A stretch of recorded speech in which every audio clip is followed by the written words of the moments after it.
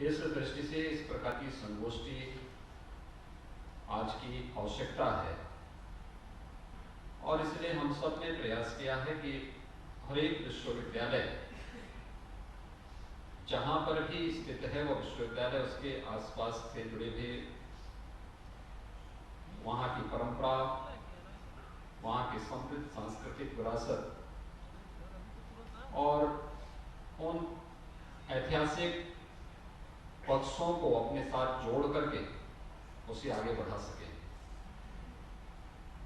और इसीलिए 2018 में हम लोगों ने गोरखपुर विश्वविद्यालय को महायोगी गोरखनाथ शोधपीठ स्वीकृत की थी और इस विश्वास के साथ शोधपीठ की स्थापना दीनदयाल उपाध्याय गोरखपुर विश्वविद्यालय में स्थापित की गई कि नाथ पंथ का सर्वोच्च केंद्र गोरखपुर होने के नाते गोरखपुर विश्वविद्यालय आज की वर्तमान पीढ़ी को और भावी पीढ़ी के सामने भारत के इस आध्यात्मिक और दार्शनिक पक्ष को भी प्रस्तुत करने में अपना योगदान दे सके। अलग अलग विश्वविद्यालयों को इस प्रकार के अलग अलग कार्य दिए गए हैं। मुझे प्रसन्नता है कि दीनदयाल उपाध्याय गोरखपुर विश्वविद्यालय ने इस दिशा में प्रयास प्रारंभ किया है, जिसमें आज एनसाइक्लोपीडिया और नाथपंथ से संबंधित उसके प्रथम संस्करण का एक सार भी यहाँ पर विमोचित हुआ है। इसके लिए मैं विश्वविद्यालय परिवार को हृदय से बधाई देता हूँ और अपनी शुभकामनाएं भी देता हूँ। याद रखना कि कोई भी व्यक्ति हो या समाज या संस्था, वो अपनी परंपरा, अपनी संस्कृति और अपने इतिहास को विस्मृत करके कभी किसी लक्ष्य को प्राप्त नहीं कर सकता। अपने परंपरा और अपनी संस्कृति की विरासत को, समृद्ध विरासत को विस्मृत करके कोई व्यक्ति त्रिशंकों की तरह झूल तो सकता है, लेकिन याद रखना त्रिशंकों का कोई लक्ष्य नहीं होता है। और हमारे शिक्षा के केंद्र, खासतौर पर विश्वविद्यालय या उच्च शिक्षा से जुड़े हुए महत्वपूर्ण केंद्र अगर त्रिशंकु बनकर के झूलते हुए दिखाई देंगे तो वह न तो लोक कल्याण के पक्ष को ही आगे बढ़ा पाएंगे और न ही समाज और व्यक्ति के जीवन में कोई व्यापक परिवर्तन करने में ही सफल हो पाएंगे। और इसलिए इस प्रकार की संगोष्ठी को, ज्ञान के आदान प्रदान की इस परंपरा को आगे बढ़ाने का जो कार्य प्रारंभ हुआ है, यह एक अच्छा प्रयास है। और मुझे इस बात पर प्रसन्नता है कि विश्वविद्यालय ने अभी कोरोना कालखंड में पिछले दिनों पूर्वांचल के विकास से संबंधित एक 3 दिवसीय संगोष्ठी यहाँ पर आयोजित की थी। काफी वह गोष्ठी सार्थक रही। राज्य सरकार ने उससे संबंधित अलग अलग कमेटियों का गठन करके मंत्रिमंडल समूह भी गठित किए हैं, जो उन सभी विषयों को लेकर के विकास के कार्यों को पूर्वांचल के अलग अलग जनपदों में कैसे उसे क्रियान्वित करना है, इसको लेकर के वह कार्य भी प्रारंभ किया है। और आज ये त्रिदिवसीय संगोष्ठी नाथ पंथ के वैश्विक प्रत्यय को लेकर के आज यहाँ पर प्रारंभ हो रही है। मुझे विश्वास है कि यह संगोष्ठी अपने लक्ष्यों को प्राप्त करेगी। मैं जब नाथ पंथ की बात करता हूं तो वास्तव में सिद्ध संप्रदाय है। नाथ पंथ से जुड़े हुए योगियों, सिद्धों से जुड़ी हुई कुछ बहुत सारी ऐसी घटनाएं हैं जो हम सबको इस परंपरा के साथ जोड़ने के लिए बाध्य करती थी। मैं आपको 2 घटनाओं का भी, जो हाल ही में घटित हुई घटनाएं हैं, उनका यहाँ पे उल्लेख करना चाहूंगा। अभी पिछले सप्ताह की घटना है मेरे पास। मैं लखनऊ में था। पद्म पुरस्कार से सम्मानित राजस्थान की कलाकार, महिला कलाकार है, उसने मुझसे समय मांगा। उन्हें लखनऊ में एक संस्था के द्वारा सम्मानित किया गया था। तो उन्होंने समय मांगा, मेरे कार्यालय ने उन्हें समय दिया, वो आई मिलने के लिए। वो संपेरा समुदाय से है। तो मैंने उससे पूछा, मैंने कहा कि आखिर आप लखनऊ में कैसे आए, क्या है मामला? तो उसने कहा कि देखिए, मैं संपेरा समुदाय से हूं और मैं नाथ पंथ की अनुयायी हूं। तो मैं बहुत चक्का कि आखिर कैसे? उसने कहा देखिए, मुझे भी इसके बारे में बहुत जानकारी नहीं, क्योंकि मेरी औपचारिक शिक्षा नहीं हुई है, लेकिन मैं राजस्थान की एक विधा है, कला की एक विधा के साथ जुड़ी हुई हूं और उसको वैश्विक मंच पर मैं लेकर के गई हूं। अब तक 165 देशों की यात्रा में कर चुकी हूं और उस विधा को पुनर्जीवित करने वाली पहली कलाकार हूं जो दुनिया के सामने इस विधा को लेकर के गई है। लेकिन मेरे सामने समस्या क्या थी कि हमारा जो संपेरा समुदाय है, वहां पर कन्या पैदा होती ही उसको दफना दिया जाता था। तो मुझे भी जैसे ही मैं पैदा हुई तो मेरे माँ बाप ने मुझे दफना दिया। तो मेरी मौसी को पता लगा तो मुझे खोद करके लेके आई और उसने पालना शुरू किया। जीवन खाना बदोश होने के नाते मुझे भी अपने समुदाय के साथ ही घूमना फिरना पड़ता था। लेकिन मेरे मन में बात आती थी कि जो मेरे समुदाय के लोग गाते हैं, जो नृत्य करते हैं, इसके पीछे कोई बात तो होगी। तो मैंने उस पर अपने ओर से कार्य करना प्रारंभ किया। फिर मैं उसकी तह में गई, ये कहां से आया। देखिए, वो अनपढ़ है, कोई औपचारिक शिक्षा उसकी नहीं हुई, स्कूली शिक्षा नहीं हुई। आप जानते होंगे कि ये सभी ऐसी जातियां हैं जो घुमंतु जातियां हैं, उन्हीं में से आती है। और तब मेरे मन में आया कि भाई, मेरा तो जन्म नाथ पंथ से जुड़े हुए एक पंथ से है। और फिर मैंने इस विधा को आगे बढ़ाना प्रारंभ किया, इसको समृद्ध किया, इसको एक मंच दिया।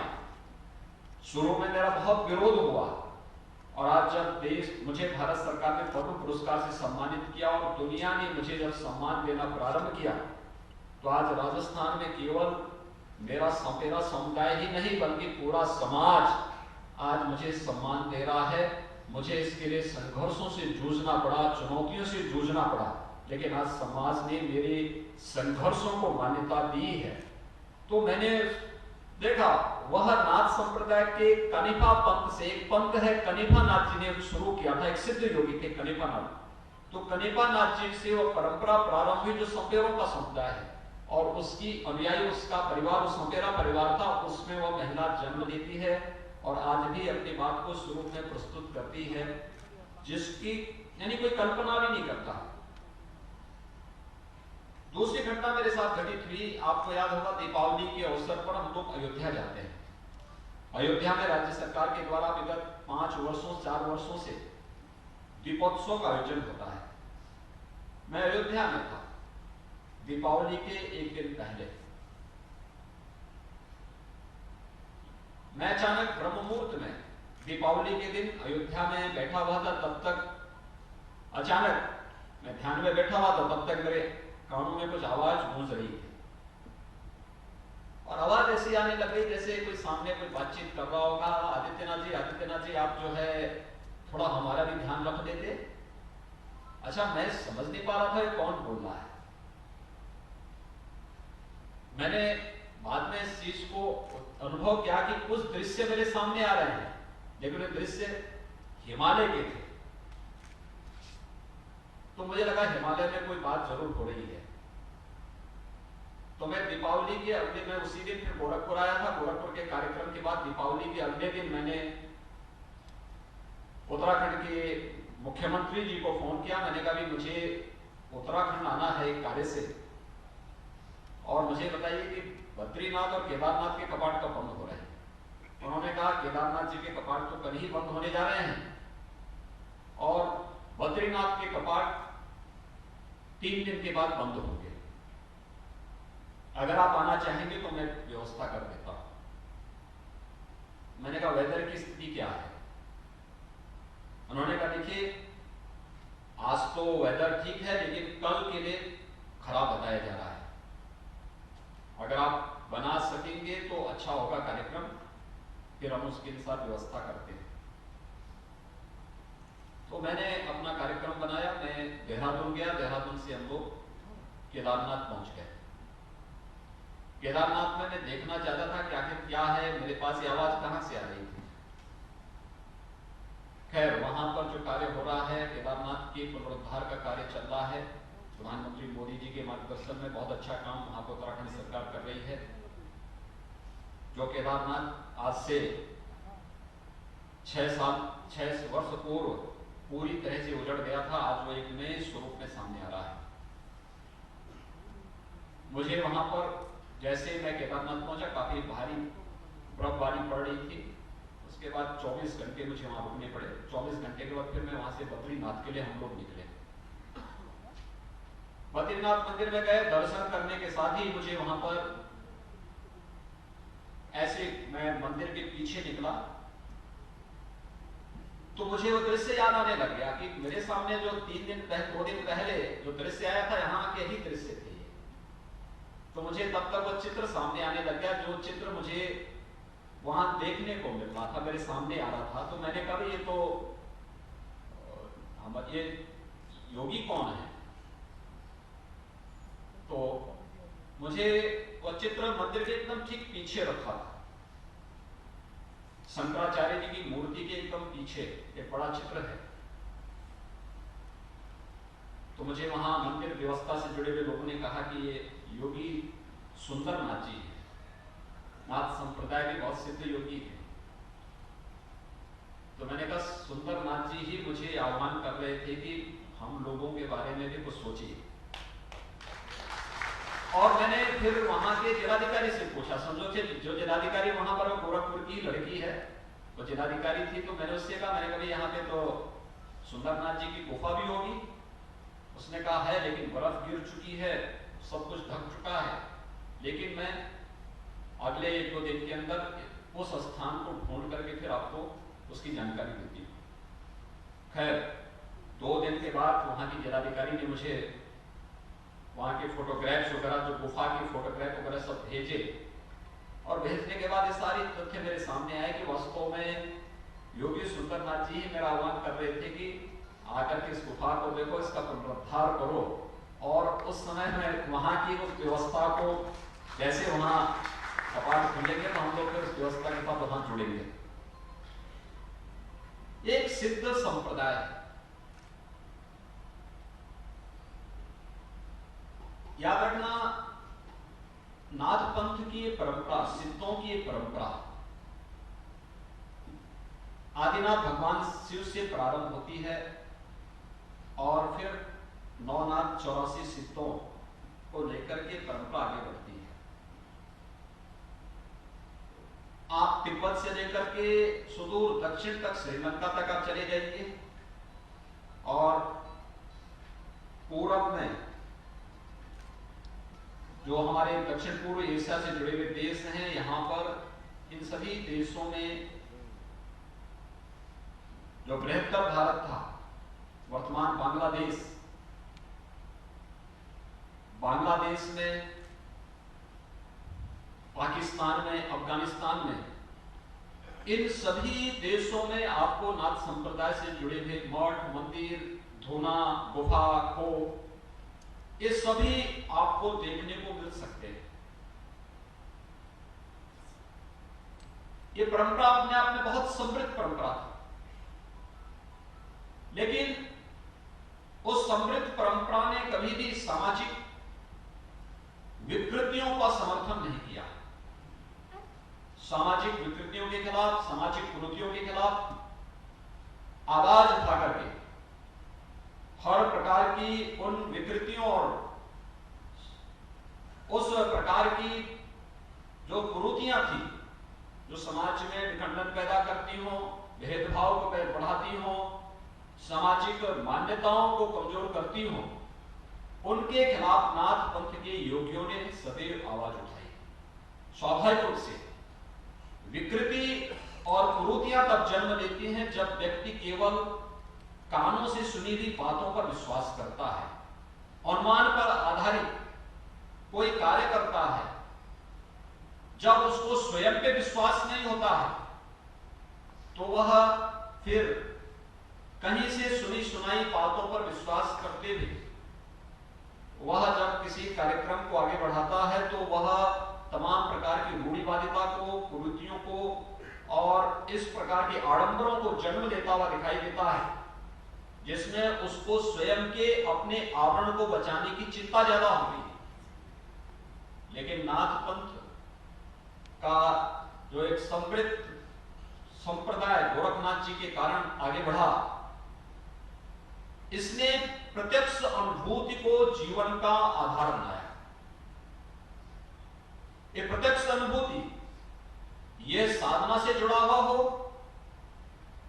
ज्ञान से जुड़ा हुआ हो, या फिर समाज की से जुड़ी हुई किसी समस्या से जुड़ा हुआ हो, अगर वह प्रत्यक्ष अनुभूति पर आधारित नहीं है तो उसको नाथ संप्रदाय के योगियों ने कभी मान्यता नहीं दी है।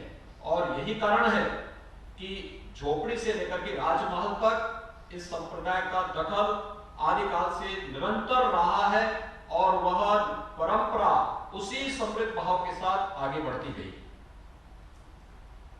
आज भी मैं देखता हूं, आप नेपाल में आज भी चले जाइए, नेपाल के राजमहल से लेकर के एक सामान्य झोपड़ी में रहने वाले इंसान तक आपको नाथ संप्रदाय से जुड़े हुए चिन्ह उपलब्ध हो जाएंगे। नेपाल में काठमांडू जो नाम है, एक काष्ठ मंडप के आधार पर ही इसका नाम काठमांडू पड़ा। और काष्ठ मंडप किसी और का नहीं, गोरखनाथ जी का जो मंदिर था वो काष्ठ मंडप पर आधारित था। उस आधार पर ही नेपाल का राजधानी काठमांडू का नाम काठमांडू पड़ता है। जब आप काठमांडू में जाएंगे, पशुपतिनाथ मंदिर और जो शक्तिपीठ है, इन दोनों के बीच में जो एक छोटी सी पहाड़ी है, उसके बीच में जो मृगस्थली है, जो सिद्धस्थली के रूप में जानी जाती है, गुरु गोरखनाथ जी की साधना स्थली के रूप में उनका मंदिर मठ आज भी वहां पर स्थित है। आप नेपाल में अन्य तमाम स्थलों पर जाएंगे, दान में आएंगे, 7वीं शताब्दी में गोरखनाथ जी के शिष्य हुए रत्न परीक्षित, ये वहां के राजकुमार के बाद में रतननाथ के रूप में बहुत सिद्ध योगी हुए। इतने सिद्ध योगी थे कि दांग से, आज का जो बलरामपुर जिला है उत्तर प्रदेश में, तुलसीपुर में देवीपाटन मंदिर, वहां पे शक्तिपीठ की विग्रह की स्थापना महायोगी गुरु गोरखनाथ जी ने की थी। और वहां पर नित्य प्रति मां की आराधना के लिए रतननाथ जी की सवारी वहां से तांग से देवीपाटन आती थी, देवीपाटन से वापस जाती थी। आज भी एक परंपरा है, चैत्र नवरात्रि में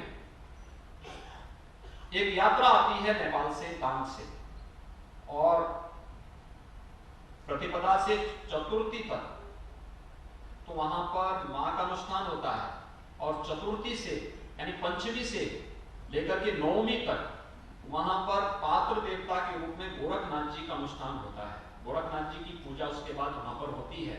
यात्रा रतननाथ जी के रूप में जो नेपाल से आए हुए योगी होते हैं, उनके द्वारा उसको नेतृत्व प्रदान किया जाता है।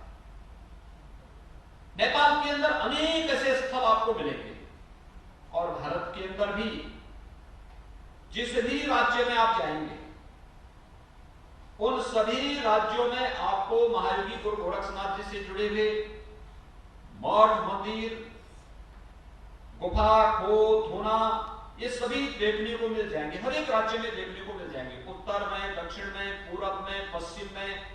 महाराष्ट्र के अंदर नवनाथों की जो परंपरा है, ये पूरी परंपरा तो नाथ पंथ के योगियों से जुड़ी हुई परंपरा है।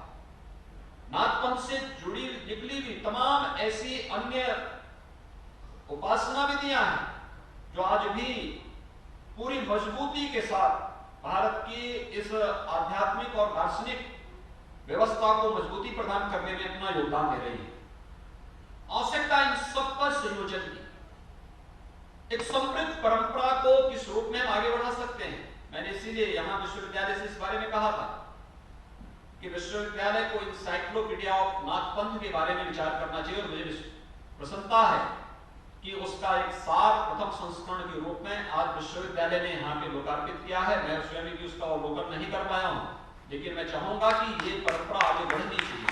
आप जाएंगे तिब्बत के साथ, राघव राघव अपने साथ जो व्यापक साहित्य तिब्बत से लेकर के आए थे उसमें सिद्ध साहित्य था, विस्तृत साहित्य है।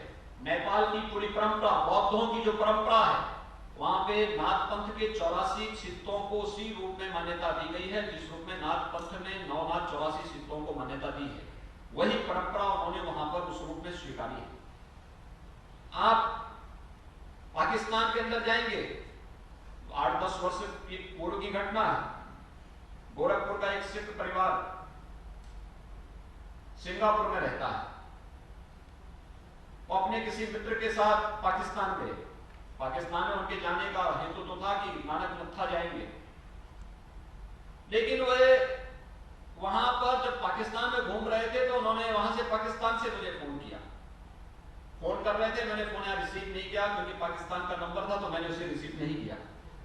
लेकिन जब वापस वो गोरखपुर आए, मैंने मुझसे मिलने का समय मांगा, कहा कि मैं जो है मिलना चाहता हूं। तो मैंने कहा ये वे मेरे पास आए, उन्होंने मुझे कहा साहब पाकिस्तान में गोरखनाथ जी का मंदिर कैसे? मैंने कहा आपको क्या मतलब पाकिस्तान से?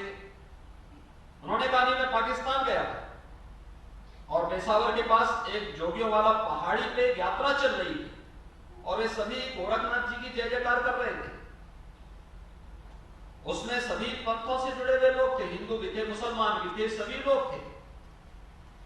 तो मैंने कहा गोरखनाथ जी की साधना स्थली पेशावर में भी है, उनका एक प्राचीन धूना मठ वहां पर आज भी मौजूद है। आप गोरखनाथ जी के जिस शिष्य रतननाथ जी की चर्चा मैंने यहां पर की, डांग के राजकुमार थे। नेपाल में डांग एक स्टेट थी, वहां के राजकुमार थे। उनसे जुड़ी हुई एक बड़ी जो मठ हम कहते हैं, आज वह दरगाह के रूप में काबुल के अंदर स्थित है, रतननाथ की दरगाह के रूप में। और दरगाह का एक अंश दिल्ली में भी रतननाथ के दरगाह के रूप में दिल्ली में आपको देखने को मिल सकती है। यानी आप देश के अंदर जहां कहीं भी जाएंगे, आपको नाथपंथ से जुड़े हुए स्थल उस रूप में देखने को मिल सकते हैं। उन सबको हम लोग वहां पर अवलोकन कर सकते हैं। मुझे याद है गोरखपुर विश्वविद्यालय और यहां से विश्वविद्यालय से जुड़े हुए महाविद्यालयों के रक्षा अध्ययन से जुड़ा हुआ एक शैक्षणिक भ्रमण का कार्यक्रम आज से 5-7 वर्ष पूर्व यह ढाका के लिए गया था। इनको 1971 के वार मेमोरियल को वहां देखना था, उसको अवलोकन करना था। दिग्विजयनाथ स्नातकोत्तर महाविद्यालय के रक्षा अध्ययन विभाग के अध्यक्ष डॉक्टर श्री भगवान सिंह भी उस दल के साथ में थे। तो ये जब ढाका जा रहे थे तो इन्होंने मुझसे पूछा, इन्होंने कहा कि हम लोग ढाका जा रहे हैं, वहां पर क्या और देख सकते हैं? मैंने कभी देखना, ढाका में ढाकेश्वरी देवी का मंदिर है। दूसरा, वहां पर एक बात और देखना, नाथ संप्रदाय का जो आदि परंपरा चलती है आदिनाथ से, आदिनाथ जी का जो मंदिर है वह ढाका के पास ही है। आप लोग वहां देखने के लिए जरूर जाइएगा। आप आश्चर्य करेंगे कि जब यह दल वहां गया, वहां जाने के बाद उन्होंने मुझे वहां से फोन करके कहा, उन्होंने कहा था देखिए हम लोग यहाँ आए हैं और यहाँ पे आदिनाथ भगवान का मंदिर मौजूद है और ये मंदिर को यहाँ की सरकार के द्वारा संचालित किया जाता है। यह आज भी बांग्लादेश के अंदर मौजूद है। हमारे नाथपंथ की जो अलग अलग यहाँ पे उपपंथ हैं, उनकी शाखाओं का जन्म भी अलग अलग स्थानों पर देश, बृहत्तर भारत के अंदर जो आज अलग अलग देश हैं उनके अंदर अलग अलग स्थानों पर उस रूप में हुआ है। और वही स्थिति बांग्लादेश के अंदर देखने को मिलती है, पाकिस्तान के अंदर देखने को मिलती है, नेपाल में देखने को मिलती है, तिब्बत में देखने को मिलती है। भारत के अंदर कोई पंथ, कोई प्रांत ऐसा नहीं जहां पर उससे जुड़े हुए स्थल आज भी मौजूद न हो और उससे जुड़ी हुई स्मृतियां आज भी मौजूद न हो। उसका संकलन करके हम एक बृहद आध्यात्मिक और दार्शनिक परंपरा को आगे बढ़ाने का कार्य कर सकते हैं। यह एक पक्ष है।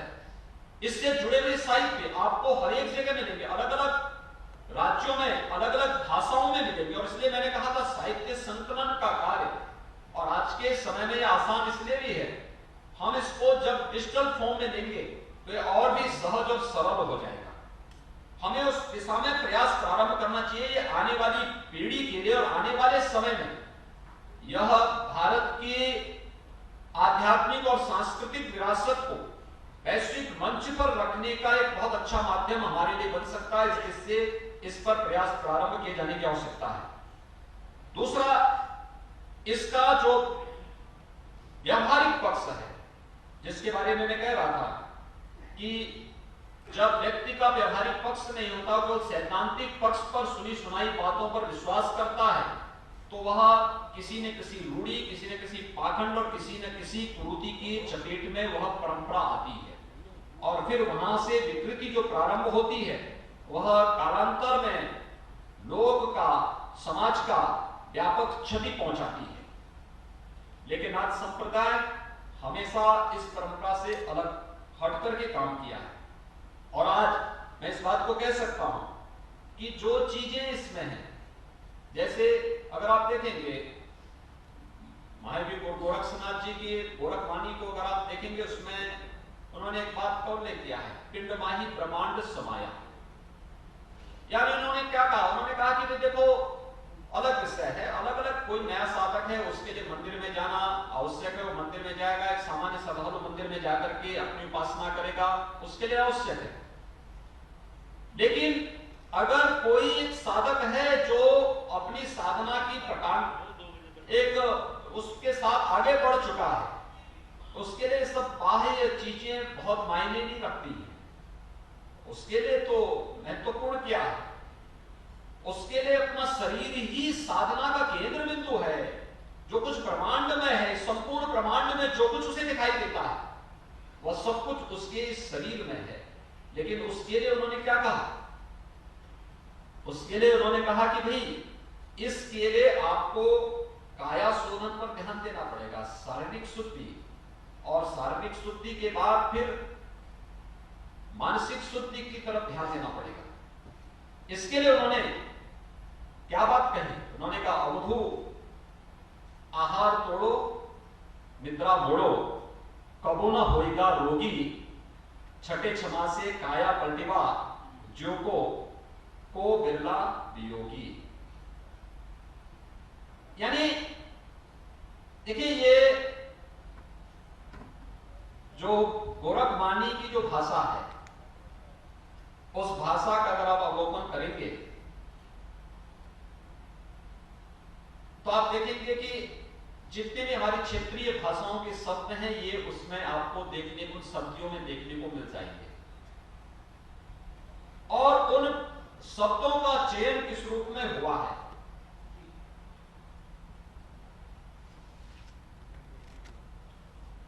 कैसे उन्होंने प्रत्येक साधक के लिए इस बारे में निर्देश जारी किए कि काया की शुद्धि का क्या महत्व है। पहले आहार को नियंत्रण में रखना, आहार नियंत्रण में होगा तो निद्रा नियंत्रण में होगी। भाई आहार पे अगर नियंत्रण नहीं है तो नींद पे भी नियंत्रण नहीं होगा, और अगर आहार नियंत्रण में है तो व्यक्ति अपने को आधी बीमारियों से तो वह स्वयं ही मुक्त हो जाता है। हमारा गलत खान पान, नियम और संयम से न रहना, यह व्यक्ति की आधी से अधिक बीमारियों की जड़ है। व्यक्ति समय पे जागे, समय पे सोए, समय पर भोजन ले, समय पर अपना जो भी हो, एक संयमित दिनचर्या अगर उसकी है तो बीमारियों की आदि समस्या का समाधान तो उसने स्वयं ढूंढ लिया है। देश काल और परिस्थिति के कारण अगर कभी कोई ऐसी स्थिति आती है तो उसके लिए छठे क्षमा से काया प्रतिभा, यानी जो बहुत सारी ऐसी क्रियाएं हैं जिसको हठयोग में उन्होंने खटकर्म कहा। धोती, बस्ती, नेति, नौनी, काटा, कपाल भांति की जो क्रियाएं हैं, ये जो क्रियाएं हैं ये सारी काया शोधन की क्रियाएं हैं। शोधनम दृढ़ता चेव स्थैर्यम धैर्यम च लाघवम प्रत्यक्षम निमित्तम च पटस्थम सप्त साधनम, ये 7 साधन जो उन्होंने हठयोग की साधना के बताए हैं। यानी ये व्यवहारिक दृष्टि प्रारंभिक आधार खड़ी करती हैं किसी भी उसके। मुझे एक बात बताइए कि कोई व्यक्ति काया से अगर निरोगी नहीं है, अगर उसके इस काया से वो स्वस्थ नहीं है, क्या वह किसी प्रकार की यानी वह सामान्य ज्ञान ही प्राप्त नहीं कर पाएगा। और सिद्धि प्राप्त करने की बात तो उसके लिए बहुत कठिन चुनौती है, तो उसके लिए बहुत असंभव जैसी स्थिति है। तो पहले ये कार्य ही शोधन से उन्होंने कहा है, और उसके लिए किस किस प्रकार की क्रियाओं का अभ्यास एक साधक सामान्य रूप से कर सकता है। प्रारंभिक भूमिका तैयार करते हुए फिर किस रूप में हम लोग जब देखते होंगे राजयोग की भूमिका को लेकर के हम चलते हैं। हठयोग की साधना को हमने काया की साधना से के साथ जोड़ा है, लेकिन राजयोग की साधना को हमने मन की साधना के साथ जोड़ा है। मन की साधना के साथ यह मन शक्ति, यह मन शिव, यह मन पंच तत्व का, यानी ये सभी भाव उन्होंने किस रूप में, मन की साधना, मन योग मनुष्याणाम कारणम बद्ध मोक्ष योग का यह भाव उन्होंने अपनी शक्तियों के माध्यम से भी उसी रूप में प्रस्तुत करने का प्रयास किया। वैश्विक मंच आज आप देख रहे होंगे कि एक बार प्रधानमंत्री मोदी जी ने योग को 21 अगस्त की तिथि को, 21 जून की तिथि को विश्व योग दिवस के रूप में घोषित करवाया। पूरी दुनिया योग के पीछे आज भागती हुई दिखाई दे रही है। 200 से अधिक ऐसे देश हैं जो आज के दिन पर 21 जून की तिथि को विश्व योग दिवस के रूप में मान्यता दे रहे हैं। ये योग का ये व्यवहारिक ज्ञान, योग के जितने भी आसन होंगे, योग की जितनी भी क्रियाएं होंगी, आप देखना ये किसी अन्य के नाम पर नहीं, सभी नाथ पंथ के योगियों के नाम पर है। अगर आसन आपको देखना, गोरक्ष आसन गोरखनाथ जी के नाम पर है, मत्स्येंद्र आसन मत्स्येंद्रनाथ जी के नाम पर है। बंदों में जो मुद्रा और बंदों की जब हम बात करते हैं तो बंद भी जालंधर बंद, ये जालंधर नाथ जी के नाम पर है। यानी ये सभी संकल्प सिद्ध योगी हैं नाथ पंथ के। ये सभी क्रियाएं, यानी ये जो क्रियात्मक योग है, योग का जो क्रियात्मक पक्ष है, व्यवहारिक पक्ष है, इसके प्रणेता भी कोई हैं तो ये आदिनाथ भगवान शिव हैं। और शिव से चली हुई परंपरा महायोगी गोरखनाथ जी ने आम जनमानस में उसको ले जाने का काम किया। और यही कारण रहा है कि अपने समय में नाथ संप्रदाय एक ऐसे विराट और विशाल आंदोलन के रूप में था। उसके सभी पक्ष हैं। आप देश के अंदर अलग अलग क्षेत्रों में जाएंगे तो उसके सभी पक्ष आपको देखने को मिलेंगे। मध्यकाल में तुलसीदास जी को कहना पड़ा कि गोरख जगायो जोगो भगति भगायो लोगो। अगर आप पश्चिम की तरफ जाएंगे तो विदेशी आक्रांताओं से वहां पर लोहा लेने का कार्य और जन जन तक चेतना जागृत करने का कार्य नाथ पंथ के योगी कर रहे हैं। आनंद मठ में वंदे मातरम के जिस गीत को हम राष्ट्र गीत के रूप में मान्यता देते हैं, उस गीत के जो सन्यासी है वो कोई और नहीं, नाथ पंथ से जुड़े हुए ये वही योगी हैं जो गांव-गांव में जाकर के जाग मछंदर गोरख आया का गीत के माध्यम से जन चेतना को जागृत करने का कार्य करते रहे हैं। ये वही परंपरा है और ये वही परंपरा है जिस परंपरा के लिए संत कबीरदास जी को कहना पड़ा कि कामड़ी अंग विरकत भया रत भया हरि नाही, साधी गोरख नाद ज्यो अमर भये कलित नाही। ये वही परंपरा है जिसके लिए पद्मावत में मलिक मोहम्मद जायसी को कहना पड़ा बिन गुरु पंथ न पाइए भोले सोनो भेंट, योगी सिद्ध होई तब जब गोरक्षों भेंट। ये जो भाव हैं, ये भारत के वे भाव हैं जो हम सबको एक साथ इस परंपरा के साथ जोड़ने और इस परंपरा के उन भावों को समाज के सामने लाने के लिए एक मंच देते हैं। और मैं गोरखपुर विश्वविद्यालय, दीनदयाल उपाध्याय गोरखपुर विश्वविद्यालय को इस बात के लिए हृदय से धन्यवाद दूंगा कि उन्होंने महायोगी गुरु गोरखनाथ शोधपीठ के इस कार्य को इस अंतरराष्ट्रीय संगोष्ठी के माध्यम से आगे बढ़ाने का काम किया है। इंसाइक्लोपीडिया ऑफ नाथ पंथ यानी नाथ पंथ का विश्वकोश इस दिशा में हर एक प्रकार के साहित्य को आगे बढ़ाने में बहुत बड़ी भूमिका का निर्वहन करेगा।